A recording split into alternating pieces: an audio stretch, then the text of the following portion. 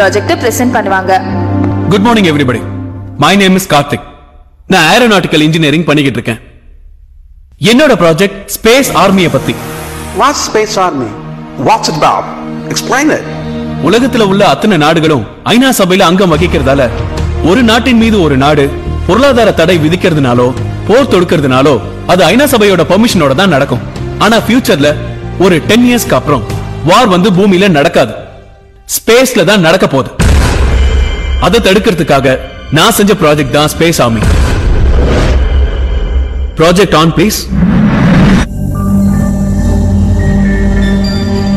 இப்ப நீங்க பாக்குறது ஒவ்வொரு நாடும் விண்வெளிக்கு அனுப்பின சேட்டலைட்ஸ் பூமிக்கு மேல சுத்திக்கிட்டு இருக்க விஷுவல்.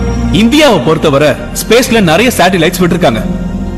ஒரு சேட்டலைட் கண்ட்ரோல்ல 120 கோடி செல்போன்ஸ் ஃபங்க்ஷன் ஆகிட்டு இருக்கு.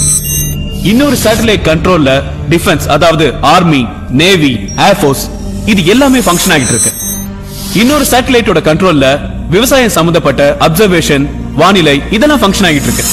இப்படி எல்லா சேட்டலைட்ஸும் ப்ராப்பரா ஃபங்க்ஷன் ஆகிறதால இந்தியா டெவலப் ஆகி ஒரு வல்லரசு நாடா வளர்ந்துகிட்டு இருக்கு.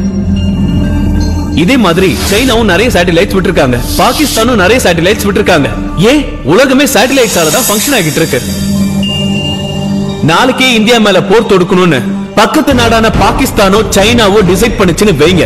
அவங்களோட ஒரு சேட்டலைட்டை வச்சு நம்மளோட ஒரு சேட்டலைட்டை அட்டாக் பண்ணாங்கன்னா நம்ம ஸ்மாஷ் ஆயிடும்.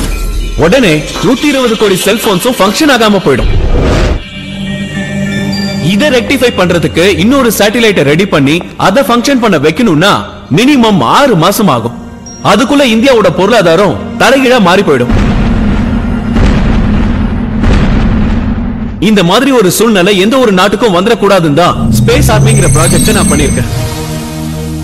இங்க பாத்தீங்கன்னா ப்ளூ கலர்ல இருக்கிறது இந்தியாவோட சேட்டலைட்ஸ், ரெட் கலர்ல இருக்கிறது சைனாவோட சேட்டலைட்ஸ், கிரீன் கலர்ல இருக்கிறது பாகிஸ்தானோட சேட்டலைட்ஸ், வயலட் கலர்ல இருக்கிறது ஜப்பானோட சேட்டலைட்ஸ். இது எல்லாமே அவங்க அவங்களுக்கு ஒதுக்கப்பட்ட ஆர்பிட்ல கரெக்டா பூமிக்கு மேல நீள்வட்ட பாதையில சுத்திக்கிட்டு இருக்கு. இதுல சப்போஸ் நம்மளோட சேட்டலைட்டை அட்டாக் பண்றதுக்காக சைனாவோட ரெட் கலர் சேட்டலைட் மூவ் ஆகி இந்தியாவோட ப்ளூ கலர் சேட்டலைட்டை அட்டாக் பண்ண வந்ததுன்னு வைங்க.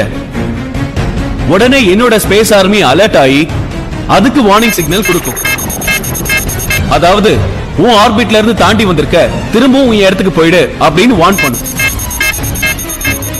சப்போஸ் வார்ன் பண்ணி அது சரி வரலனா என்னோட ஸ்பேஸ் ஆர்மி சைனாவோட சேட்டலைட்டை அட்டாக் பண்ணி ஸ்மாஷ் பண்ணிடும்.